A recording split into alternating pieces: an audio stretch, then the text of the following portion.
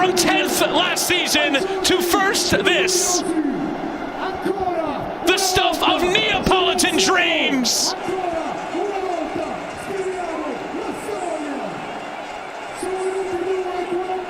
The Scudetto is coming to Naples.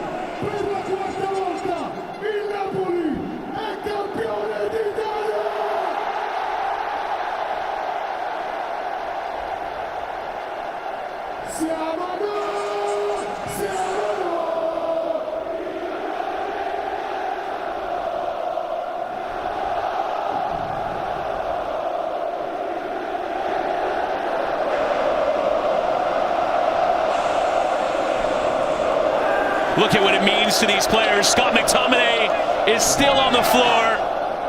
The flares, the fireworks, the songs, all staples of this incredible football city that lives and breathes this club, that agonized over the final weeks, that will soon have their name carved into this trophy for a fourth time.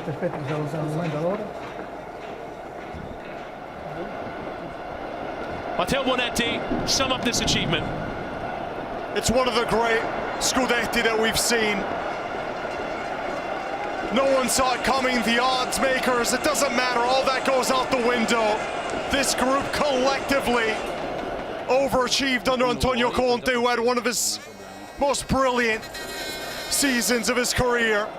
To get this group, to have them playing this way. You see the MVP of Serie A, most likely Scott McTominay, just cannot contain his emotions. And the name of Napoli etched onto their fourth Scudetto. It really is amazing, Chris. The jubilation, fending off Inter until the final match day.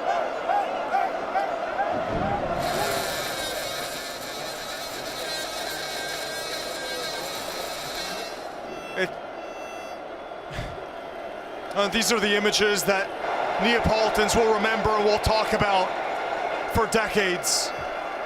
It took them 33 years to go from Maradona's era Scudetto to the one from 2 years ago. The wait this time was so much shorter. Aurelio De Laurentiis' son can hardly believe it himself. Romelu Lukaku, that was Antonio Conte's choice. Absolutely legendary season that Conte had. The players he brought over, they all worked. They had career seasons. Conte, his personality was embodied in this team. The way they fought for him, Chris, off the ball. Never gave up. Never allowed the pressure to get to them. And Antonio Conte now down on the field after being suspended for this last game to celebrate with his players. You can see that incredible embrace between himself and Romelu Lukaku. Napoli are the champions of Italy. Let's go back to the studio now. And Poppy Miller. Chris, Matteo, boys, thanks so much. Well, Napoli, they were given a 0.4 percentage of a chance to win the league on Matchday 1. From 10th place to Scudetto champions, Antonio Conte has completed a magical season and taken Napoli to the heights of Italian football. Just goosebumps, Marco, from these teams. It's absolutely incredible to think about what Napoli went through last year, where they went from the high of coming off of winning, and then they went 10th place. And De Laurentiis made all the right decisions. He brought this man in, Antonio Conte.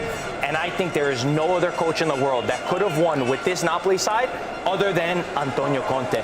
He's the first one to believe, and to see this emotions and the group that he was able to build against all odds, as you just said, Papi, it's incredible. He's a serial winner. Everywhere he goes, he brings trophies, and he does that to the most incredible, passionate fan base. For me, it's a story of you can accomplish anything great against all odds. I mean, the odds coming into the season and then winning, but you can accomplish anything great with hard work, with determination, with organization, with a group, right? It was not individual talents that made us go, wow, but it was the group. It was the not conceding goals, the clean sheets, the attitude, And it's a team that you take nothing away from them in the end. They were gritty, they were tough, and they got the job done in the end in a situation where it was nearly impossible for them. And you see what it means. I mean, the embrace between Antonio Conte and Lukaku, I think, tells you so much, right, about relationships and about the human element of what Antonio Conte is able to tap into. And such an amazing group, an incredible season, and congratulations to Napoli on the 4th Scudetto. Yeah, it really is amazing. 10th to 1st, and Marco, I've got to give you credit, right? You called this right from the start, and whether it was romantic in a lot of ways in you picking them, or whether it was you mentioned the fact that they don't have European football to deal with, and all of these things, it still had to all come together, right, for them. Because as Grella kind of touches on, when you look at the individual names, Poppy, I'm not quite sure this is the team that we thought was the best team in Serie A. And I think we all thought Inter was the best team in Serie A based on the names. But you deal with the human element of this game. You get guys to believe in things. You get guys on the same track. You start to win. And heck, we even came here, match day 1 at the end, the post game. We said, well, I don't know if this is gonna happen this year, but my Lord, what a job Conte did with this side. It's all him. It really is Antonio Conte. Yeah, it's something special. Obviously, it's not the Maradona team. It's not the Spalletti team even. It's different. It's the Antonio Conte team, and it's a team that was able to accomplish something really special. I know that the people of Naples, they have big personalities and big emotions and big other things that I can't mention on TV. They're tough. They're a tough group of people. They're an emotional group of people, and they did it in a very unique, special way. Yeah, it was not gorgeous. We won't go back and look at this season and say, oh man, let's take away some of the attacking plays that they did, albeit they had some fantastic attacking plays, but they were defensively gritty. They were a tough group. Conte had to switch formations. He had to switch personnel. He had to deal with losing Kvaratskhelia in January for 80 million with no real replacement. And so this was against all odds. But this was a public and this was a fan base that believed from day one. And they get what they deserve in the end. It's going to be a fantastic party tonight. You can already see it's got all the makings of history in it right now. Yeah, and even go further back, when they lost Osimhen, I thought how important he was 2 years ago to this side. I think you think to yourself, how can you replace something like that, right? And he found a way. And then the mid-season, as you say, losing another really important player to your Scudetto run. And one of the world's best players. Yeah, and then you don't really replace them. And I think that in a lot of ways they thought Neres at some point was going to become one of those tricky wingers. Really didn't grow into that throughout the season. Had a few moments, but this is about bringing a group together, right? Because I still don't think that if you just took these individual players and handed them to any manager, right, that they would have gotten the same result. No other coach in the world. Name me one other coach in the world that could win with this group in Serie A. I can't do it. And I've never seen anyone that would be able to do it. And the first thing that Conte said when he arrived in Napoli, he said, it's the first job I've ever had that this fan base gave to me before I gave to them anything. When he was you go to Juventus, you go to Inter, you go to Chelsea, they want you to win a trophy first, and then they're going to love you. Then they're going to sing your name.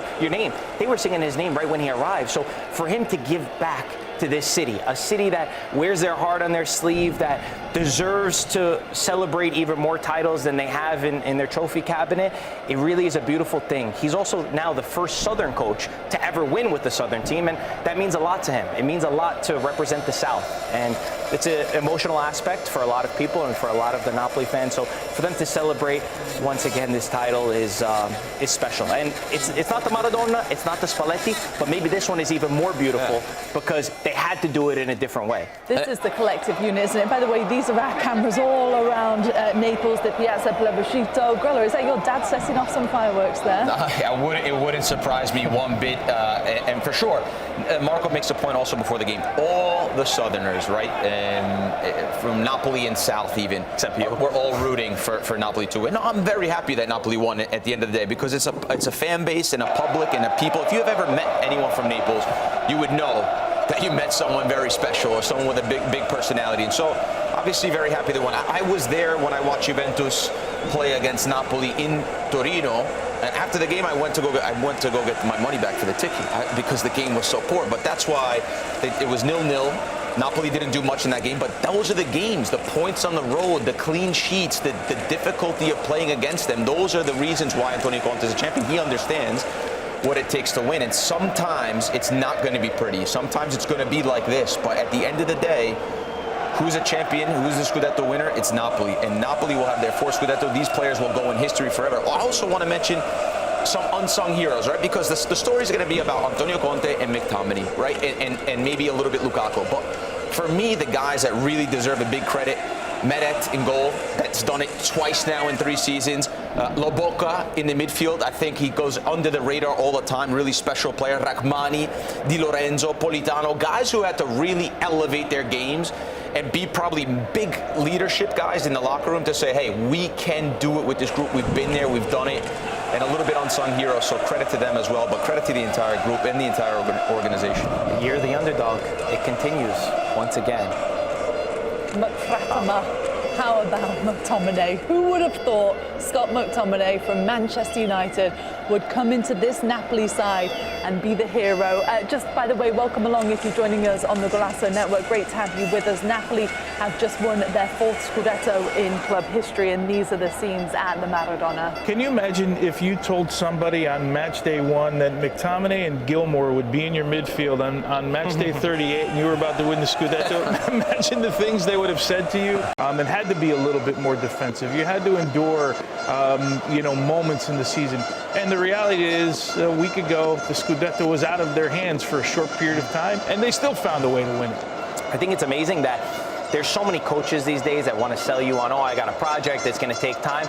This man came straight in and immediately gave them energy.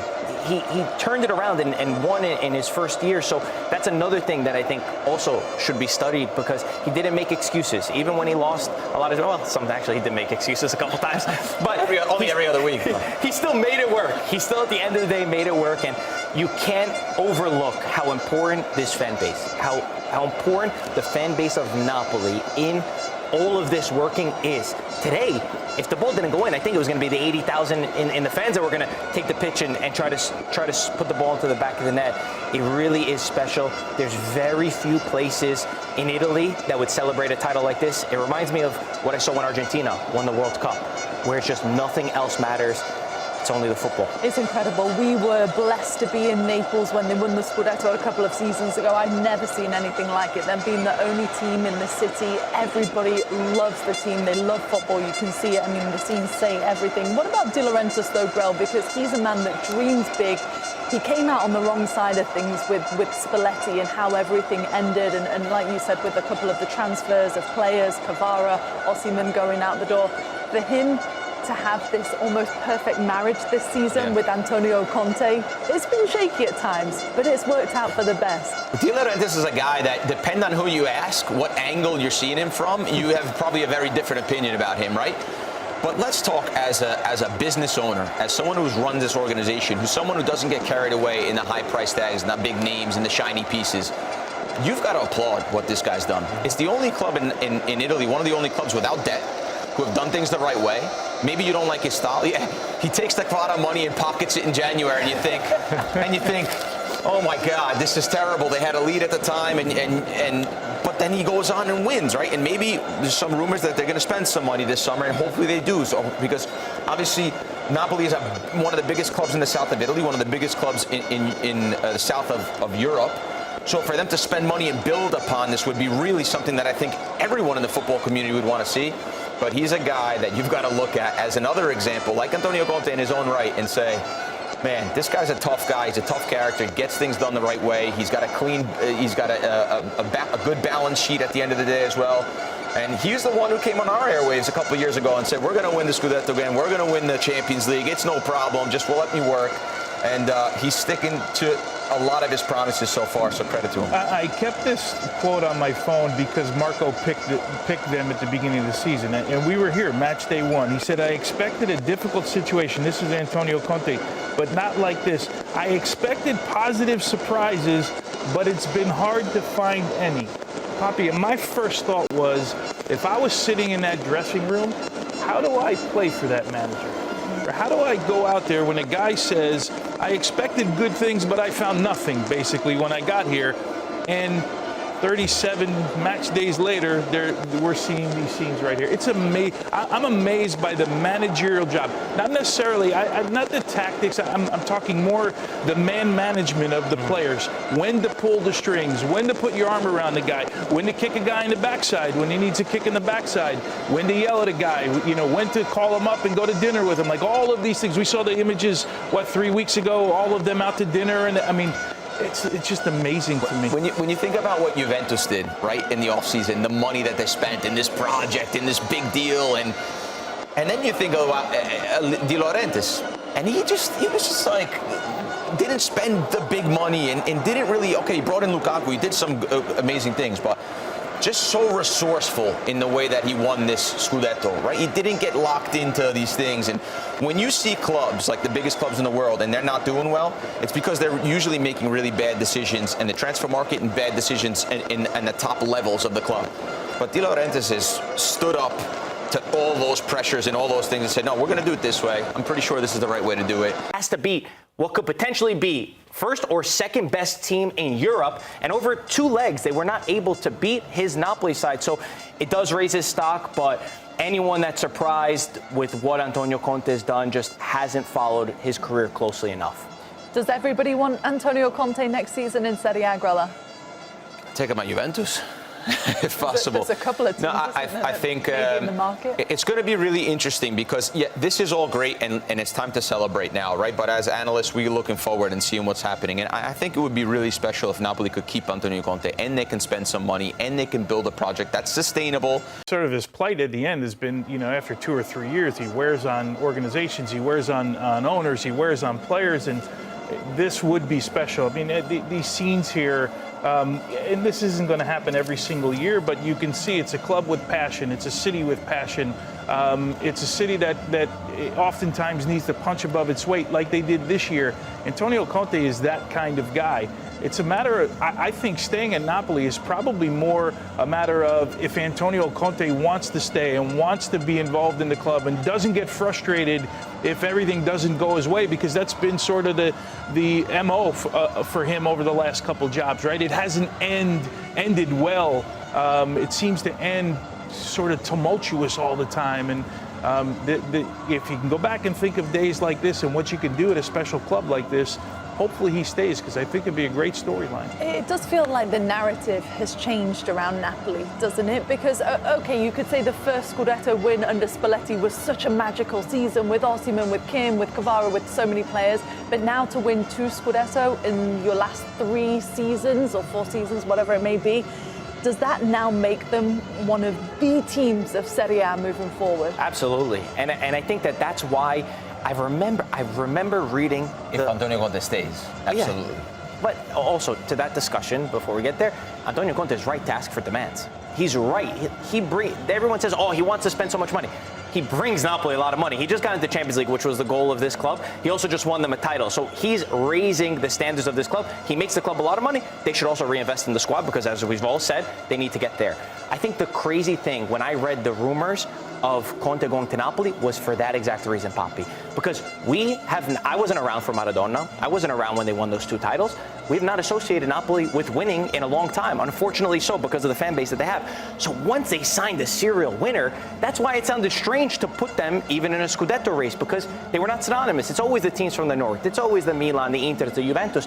It would be a beautiful thing if they're able to do that. And I truly believe that they have everything in their power to do so. They're going to have Osimhen money. They're going to have Kvara money. Conte will stay with this fan base. When you see this fan base yesterday, he ran out of training session. The fans were screaming. They used to sing "Ho visto Maradona." They said "Ho visto Antonio Conte." Anyone from leaving Napoli, it's up to Conte. If he wants to stay, he could stay. He could be our coach. But either way, it's going to be a great Napoli next season. So I think the fans will be happy to hear that as well. Was that before or after you were scanning through your tweets to find you predicting them to win the Scudetto on Matchday 1 to repeat? Nostradamus. Nostradamus on our panel. Let me know if you want the lotto numbers. Oh. Come on.